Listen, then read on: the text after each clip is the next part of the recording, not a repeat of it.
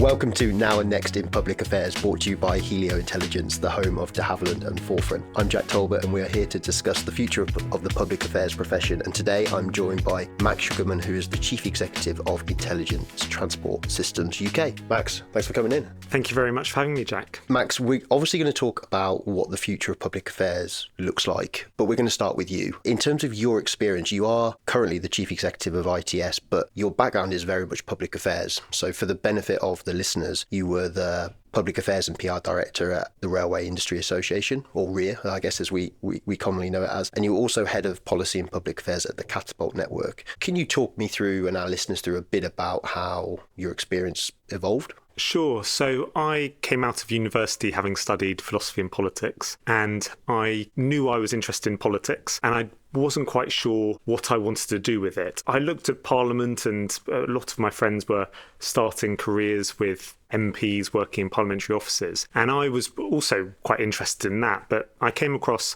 a kind of public affairs, the sector as a whole, and different roles in it, and I kind of was quite attracted by having the perspective from businesses, but being able to go into the political system and political sphere and talk from that side of things. To me, it looked like it was just an interesting angle for it. And also it was something that I kind of felt was a different way of approaching the career. And I didn't really think about it as if I would do that and then move it throughout my entire career in public affairs. But to me, it just seemed like an interesting thing to do at the time. So I started at an agency. I then, as you say, I worked at the Institution of Civil Engineers, moved to the Railway Industry Association, Catapult Network, and now I'm here at ITS UK. And all of those roles, in some form or another, have involved policy and public affairs and comms more widely. And as I've progressed, I've realised how much I love the sector. And, very quickly, actually, I learned that I enjoyed it. I thought I was good at it, and that it was actually a career path more than just a job to kind of get started after university. That's really, really interesting. In terms of bits you enjoy, it may sound like a silly question, but can you talk us through the bits that you referenced that you really do enjoy and have enjoyed over kind of the last decade or so? So I think the part for me that is really interesting is getting into the detail of a particular policy area and understanding that how that impacts a sector or an industry, and then trying to say, well, what do we need to do to represent the sector to get change in this? And for me, that has always been really fascinating because it can be quite detailed. It's public affairs, I think, has a bit of that dual kind of characteristic of being both very detailed in terms of what the policy issue is, but also thinking on a national context. So, the budget's coming down the line in a week. There's going to be some big economic changes that will impact all of the economy, but there will also be some detailed changes. We're looking in transport at what the tax on EVs may be for pay per mile, and you need to be au fait and up to date with both of those and understand quite in a minute way what that means for working at a trade association, what that means for your sector, but then also what that big swathe of policy change also means and what the national kind of political outlook means for the economy as well. And I've always enjoyed that as well, being able to jump between those kind of roles and think about that. And then I've also just loved being able to see when you successfully do impact something, when you've had a successful campaign, when you've gone in with a particular thing you've wanted to do on behalf of your members or your clients, and you've managed to see that change, and it feels really great. It's a fantastic feeling, and that's always been a brilliant part of the job too. Really rewarding. 100%. When you work on a campaign and something's announced that sees a change in that, and that could be, I've worked on projects, some which are more difficult than others, or I've worked on things like HS2, and we worked quite a lot on that in terms of trying to get the government to understand why the project was necessary, and that's been a campaign that, well, it hasn't always been effective, but we did have a lot of good wins over the past few years in terms of successfully making the case for the project. And when you do get that, when you've had various reviews into HS2 and they've come back with a decision that yes, the project was needed, that has always been something that I've really enjoyed, being able to see that impact as well. Same with things like rail electrification and infrastructure investment, board, or in my current role now, we've just been working on a campaign around enforcement equipment. So probably not the most popular topic, but speed cameras. There's a process for them to get approval from the government, and we've just successfully made the case that that process needs to be reviewed. And for our members, quite a niche thing, as I say, quite a detailed policy area, but a huge impact for them in terms of what that means for their businesses. I feel like we could talk a bit about speed cameras, but we probably won't dwell on it too much. I think it's fair to say it's definitely a topic that will stir emotions with people. It definitely means I'm not the most popular person at dinner parties.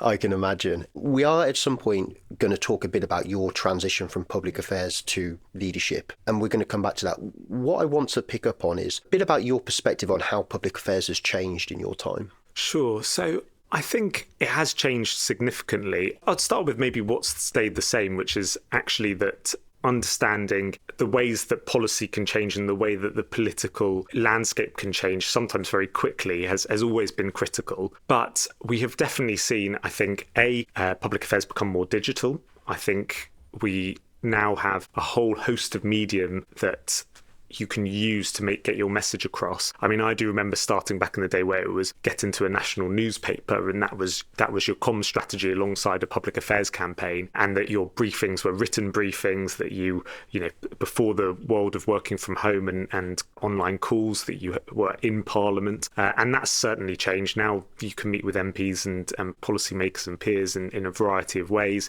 and the channels to get to them are quite different. And then the other side, I think, is just the regionalisation, or the fact that it's spread out from Westminster and London, which I think is a great thing. It definitely means that there's more opportunities, and I think that there is a strong case now that you actually don't need to be in London to be a public affairs professional. There's always going to be a lot of activity here, but now with the mayors, with the Senedd, and with Holyrood and Stormont, there's a lot of other kind of key points where you need to engage. And actually, you've seen a lot of public affairs agencies develop successfully where they have a particular specialism in a particular region. And that wasn't to the same extent. There was a bit of that when I first started my career, but not to the point that there is now. That's really good. We will come back and talk a bit more about tech and AI a bit later in the episode. One of the things I just want to pick up on is a bit about what you said about the pace of change and politics.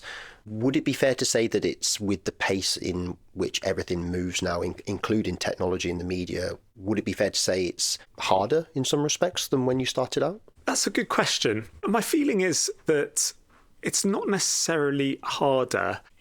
You have to be a lot faster, and public affairs is now as much.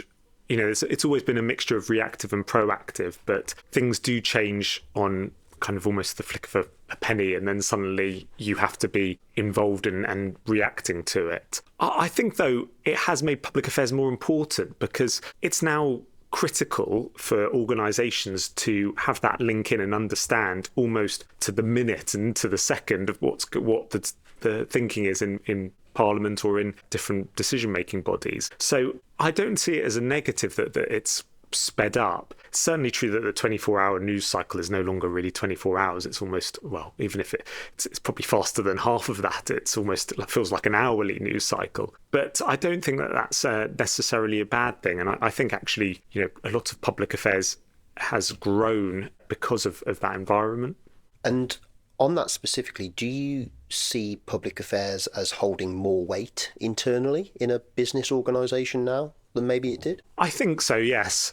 So there's always been the discussion around how you get comms and particularly public affairs people on the board on boards. CIPR have done a lot of work for that, and I know PRCA have as well, and the need to get comms people represented. I think for public affairs and policy issues, there is now a stronger feeling from large and small companies that actually having them involved in the senior decision making is really important. Of course, there's always more people to get onto boards and more chief executive roles that it'd be great to see public affairs people in. But I do think that there is a greater recognition for it, and maybe that's also been part of public affairs becoming even more kind of strategic to an organisation's success. So, again, we're on a week before the budget today. There will be public affairs people across various, from FTSE 100 companies all the way down to sort of smaller organisations as well, trying to analyse what that means and trying to have a clear route for their business to carry on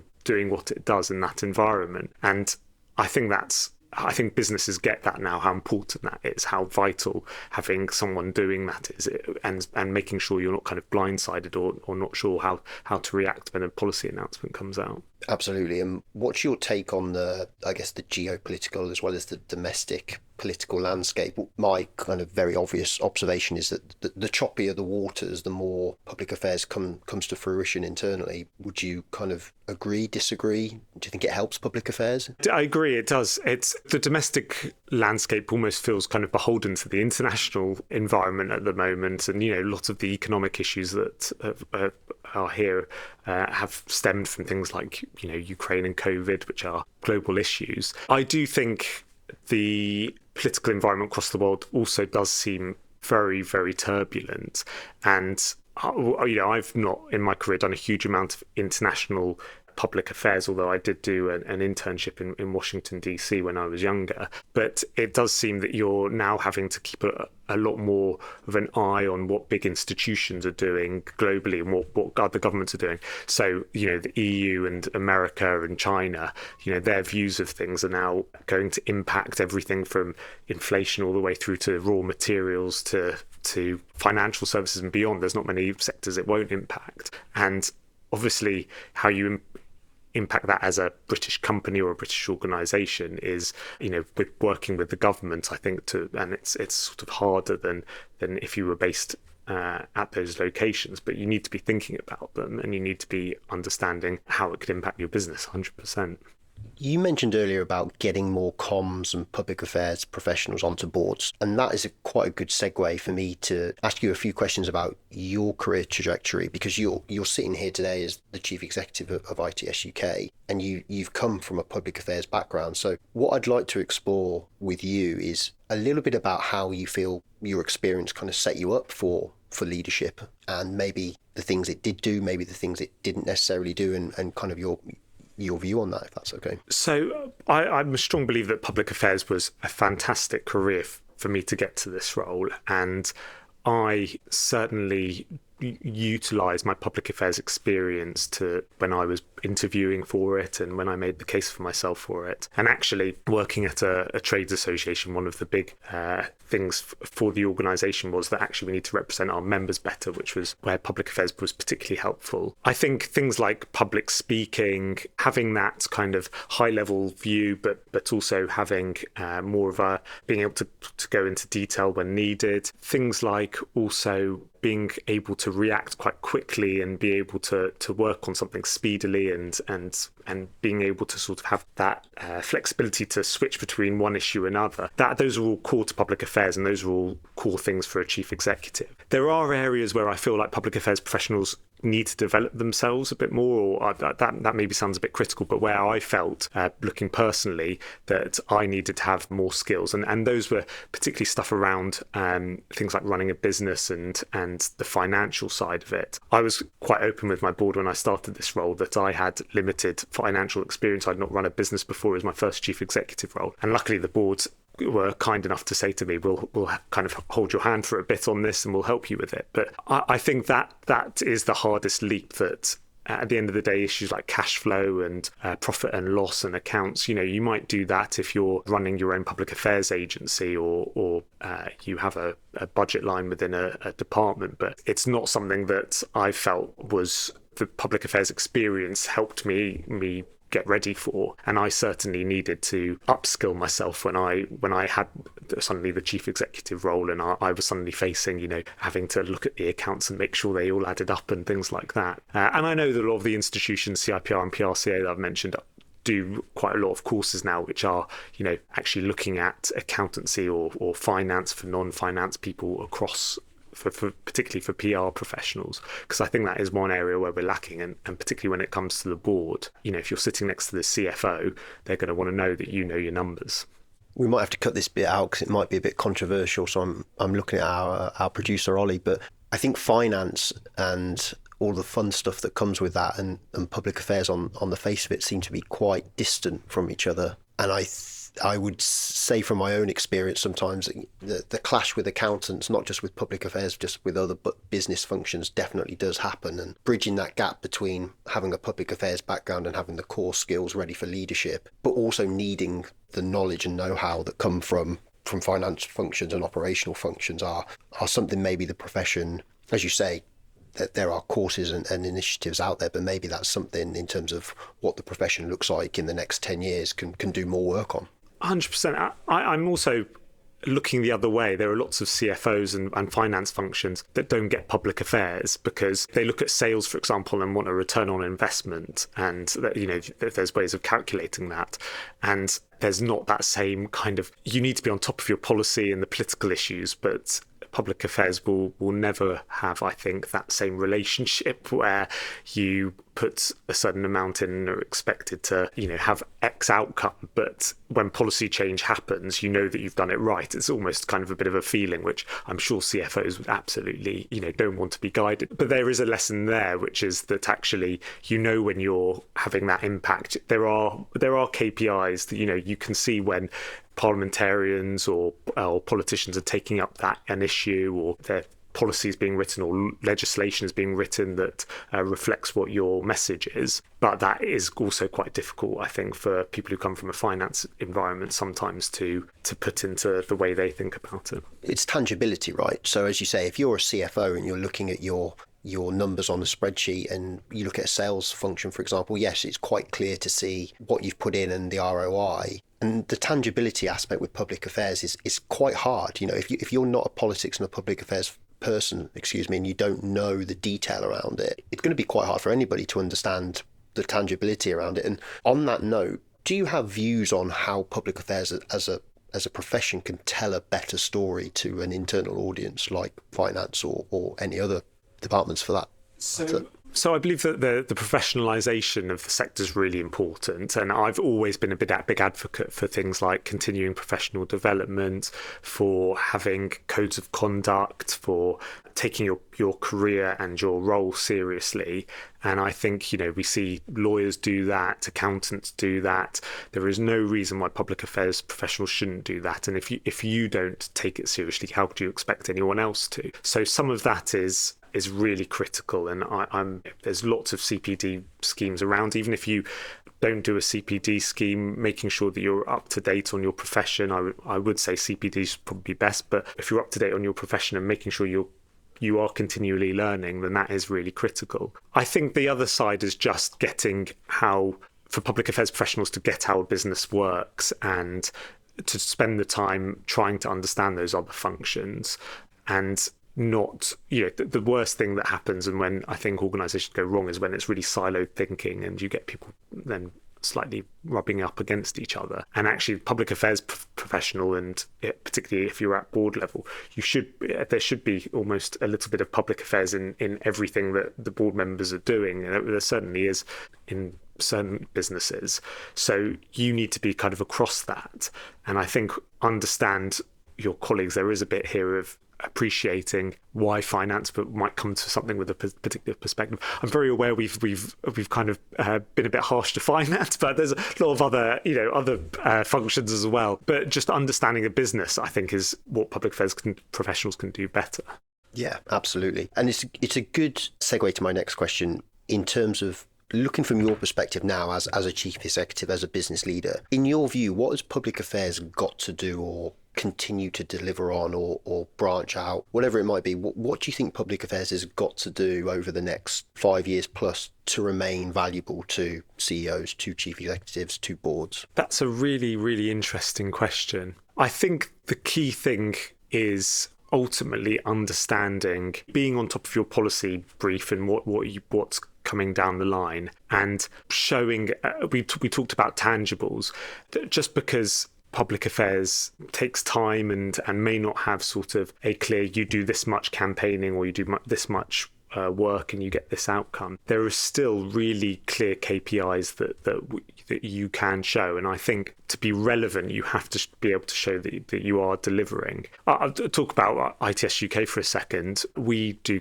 have KPIs on how many MPs have heard of the sector, for example. We do KPIs on, are we having meaningful engagement, and whether policy issues are being brought up, and how we monitor that and understand whether we're representing members successfully. And we also think about whether members feel like we're representing them, because that's also critical. And I think for public affairs professionals, I've kind of gone back on, or not gone back on what I've said, but just because it might not have a set outcome in terms of A + B = C, doesn't mean you shouldn't be sort of setting out clearly what impact you're having. And that is, if I would say to public affairs professionals, you will get the claim from some businesses that you're just swanning around Westminster or Stormont or wherever your parliamentary area or decision-making body is, and you've got to combat that 100%, because as soon as other people in the business think that your job is just going around having drinks and chatting about various different nice things, then that's where I think other parts of the business will say, actually, well, are you doing what we need you to do? But my impression is that public affairs professionals work really hard, that is the furthest from the truth. But that is the kind of misunderstanding that I think can appear. I think misunderstanding's a really good and accurate summary, actually. Misunderstanding, lack of awareness, perception. It's sometimes quite hard for the profession to demonstrate and tell the story of the value of the work they do. And I think that's going to remain a consistent challenge in the future. One of the areas we haven't touched on, which we're going to move on to now, is a bit about AI. I'm really keen to hear your thoughts on AI in general, and also what your thoughts are for AI and its impact on public affairs. So first, AI in general. Well, I run a trade association in transport technology, so I'm a very big proponent of AI. I'm seeing already how some of our members are implementing it in terms of passenger experience on the transport network, or using it in traffic operation centres, or a whole range. I mean, too many to list here about all the different applications for it, and how it's having really tangible impacts already. And there's really good business cases and examples of where it's helped, even increase safety on the transport network or reduce carbon and things like that. So I am a really big proponent of it. I think for public affairs, it's, again, it is a shift. I think it's incredibly helpful in terms of, for me as a professional, to be able to get things like large language models to be able to summarise when there's been a parliamentary debate. And actually, just to take a step back, it feels almost like a natural progression, because before my time, but there used to be a time where Hansard was actually in a document, and I'm not even sure, it was, as I say, it was before my time, but I take it you got it out from Parliament and you would make photocopies of it, and then you would share it around and people would have that summary. And then Parliament's become televised, and then you have political monitoring organisations, and they've become sort of more effective at summarising Hansard. And now you've got AI, which is providing even more ability to summarise and get key points from things. So technology is always going on, and I'm a big believer that it's making things more efficient and more effective. I suppose the one thing that is a bit of a challenge is the future careers of public affairs professionals. So I remember back in my day, my first job was, doing some of that summarising of Hansard or writing political briefings. And I do still believe, maybe it's just me now being a bit of an old fogey and looking back, but I still believe it was incredibly helpful to build up that experience. I think for new joiners into the industry, if AI can do that, you need to be able to show that you still can get up to speed and develop knowledge of an issue. And things like networking, actually, and getting out there and meeting with policymakers is going to become more important. So I don't quite know how it's going to impact the future. If I did, I'd probably put a bet on something. But I think it's definitely impacting the kind of early careers professionals now, and I don't quite know how that's going to change in future. I tend to agree, and I don't know the answer either. It's something that we spoke about previously with David Boot when he came on the podcast, and the impact on talent and careers in the sector, I think, is the big grey area at the moment. If you're not necessarily getting, or if those entrant level jobs there and people aren't learning the skills, getting the experience, learning the discipline, etc., that yourself and David went through, then what impact is that going to have on talent later on down the line? Because the general takeaway from our conversations is that yes, AI is going to have an impact. We do think it will be more effective, more efficient for the profession. We think that it's going to give people time back. I think everyone's okay with that. But when it comes to 20 years' time, if you're not getting the entry level people coming into the profession, and what does that mean? And this is where I don't think anybody really knows. Yeah, I agree. It's really, really difficult to predict. From my perspective, I think there is a bit of an onus on people who are more further along in their career that you have to spend that time with your early careers professionals and your graduates and your apprentices and students to try and give them another perspective, a flavour of the world. And I think from early careers professionals or those just joining the industry, I would say that use AI. I mean, we have it in our team. Everyone, if you don't use it, you're going to be behind some of the pack. But you have to use it smartly. And I still am at the point where, particularly with LLMs, they're doing amazing things.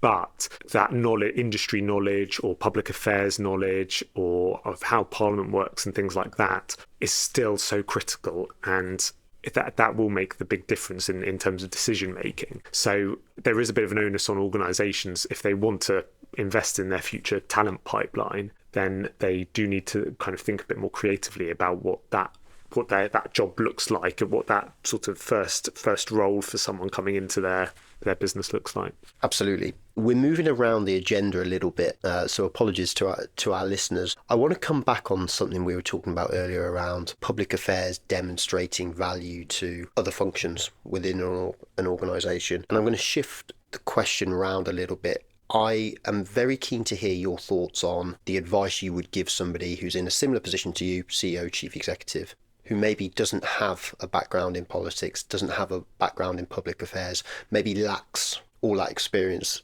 that you have. What advice would you have for somebody that is in a similar position but doesn't have all of those things that you have sitting here today? I think the first thing is, I would say if you have the ability to do it, get a good public affairs professional first of all. But I'm aware that's a cheat answer, isn't it? I think the first thing is that if you're getting involved in policy, get a sense of the environment you're in your industry or your sector. Go to events. I mean, for every single industry, there are parliamentary or roundtables of political events, and try and get yourselves involved in those. Have a clear idea of what you want to achieve and what is achievable as well. There are all sorts of policy asks, some which are, small changes in a regulation that can be done quite quickly, and civil servants, you might not even need to go to a minister. A civil servant will say, yeah, that actually is very sensible. And there are some bigger, I've worked on campaigns which are large tax changes, and they've taken several years and a huge amount of effort to get through. So have a plan, know what you want, and if you're starting up, get a feel for the environment. And then when you're ready, I think the key thing is to do those interventions, think about what would help get your message in front of policymakers. And again, there are infinite ways of doing that. There's the more, dare I say, traditional ways of events in Parliament and roundtables and things like that. But there's also, tying that together with social media and PR campaigns and thinking about all the different ways that you could get your message across. I suppose my last point would be around, there's a lot of people who aren't in policy and public affairs who look at the process and I think are a bit overwhelmed by it. And they don't know how maybe a bill gets through Parliament, or they don't understand maybe how MPs or peers or others work. And they're also maybe, dare I say, a bit worried about sort of the continual changing of policy reports that come out and just how do they keep up to speed with it. I would say don't let that be a barrier from doing stuff and get stuck in. And if you know your business, if you know your industry, then you have a good case to be made, and you should get stuck in and make sure that your voice is heard. And don't wait for the perfect time, because it just won't happen. That's very good advice. It's a bit of a niche sector that we work in. I don't think anybody's shy in saying that politics can be a bit niche at times. And the message you share there of being proactive, if you've got a good message, if you work for a good organisation, just be proactive, because there's definitely no perfect time in politics. As a number of elected officials will be able to share with us with many stories. So that's really good advice, Max. Thank you. We're going to move on to some slightly lighter questions to finish today's episode. So this is really good because I know that Max hasn't listened to any of the other episodes, so he's not pre-prepared or pre-warned about any of these questions. So the first one, maybe not so light, still pretty serious, is what would be your one non-negotiable single piece of advice for someone who today is starting out their public affairs career? So I would say 100% that you should be looking at the CIPR and PRCA and thinking about understanding what makes an ethical public affairs professional. There's a lot that will help you in your career, but this is a sector that has suffered from scandals in the past. There is still stuff going on in the newspaper every few months or so, and what will keep you on the right path in your career is being part of a code of conduct, or understanding what the regulation is if you need to be on all-call if you're at an agency or a consultant, and getting to grips with that. It's probably the thing that probably wouldn't want to do is when you first started, but once you're in, I think ethical lobbying is really critical. And we just come back to that point around how other people and other professions will take you seriously. Knowing how to work in an ethical and professional way, and knowing what the do's and don'ts are, knowing that you shouldn't have a parliamentary pass and be lobbying, all of that is really critical and will put you on a good path for your career. Absolutely. Max, let's move on to party conferences. Yeah.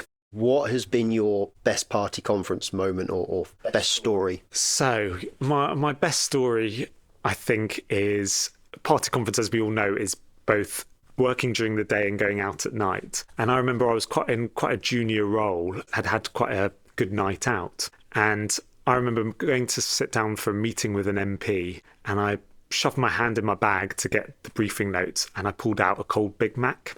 And this MP looked at me and the Big Mac, and I kind of shoved it back in the bag and pulled out the briefing. But I just remember it felt like a very party conference moment, if you get where I'm coming from. That, and I wouldn't recommend doing it, but it definitely stuck with me as a moment that kind of both sides of party conference, of meeting with policymakers, but also going out for drinks and having fun with colleagues, kind of met each other head on, unfortunately not in the right way. Everyone is going to really want to know what happened to the Big Mac. Did you eat it? I think it was past eating, to be honest. It wasn't in a good way. I don't think I could have faced it, so I think it ended up in the bin, unfortunately. That is an exceptional story, thank you. Moving on, who would be your favourite Prime Minister? That's a very good question. As in, who in the past or anyone? We'll go with the past first. Who in the past has been my favourite Prime Minister? I'm probably going to show my political leanings here, aren't I? I actually think my political alignment is quite similar to what the coalition was under David Cameron and Nick Clegg of the two parties together. I'm quite an economic conservative but social liberal, and I really thought that even though it was a very difficult time with the banking crisis, I thought that the philosophy of the coalition was very good. You're probably going to get some angry listeners or comments for that. So I would say that, as if I can have two, was that coalition period. Who would make the best Prime Minister out of anyone is a really tough question. I'm not sure it's an easy job, and I think there's not many people who could successfully do it. I do think I would quite like someone thoughtful and who's able to make the big decisions and think maybe long term. So maybe a successful businessman or academic. But I can't quite think of a name, because everyone would have, I'm sure no one would really want it in some ways. Absolutely. We tend to ask people in the context of lots of people want the top job and some people maybe could have got it but didn't get it. With that perspective, who's the best Prime Minister you think we've never had? That's a very good question as well. So I think it would have been really interesting to see what would have happened after Brexit with David Cameron in that period. I know he was Prime Minister but then left. I also think that I quite liked someone like Sajid Javid, who, when he was up against, I think, was it Boris back in 2019 it was, wasn't it? Yeah. Who I thought made a very good case for himself, and I thought I thought was actually quite where the party needed to be, and didn't make Prime Minister. So that's another one. But I have to say, if I picked a top one, I always thought Ruth Davidson not continuing in politics, and I know, she didn't want to, and she was an MSP, it's fair to say, so she would have had to jump across somehow. But I thought she was an exceptional leader, and that could have done very well in the Conservative Party. Very good. Thank you, Max. That brings us to the end of today's episode, so thank you very much for joining me and coming in. It's been good to see you, and my thanks as always to Ollie Foster, who's our in-house producer. Perhaps you have a view on the future of public affairs and would like to share, or you'd like to add to the discussion yourself. Please follow the link in the show's bio, which will direct you to our feedback page for Helio Intelligence, which is the home of de Havilland and Forefront.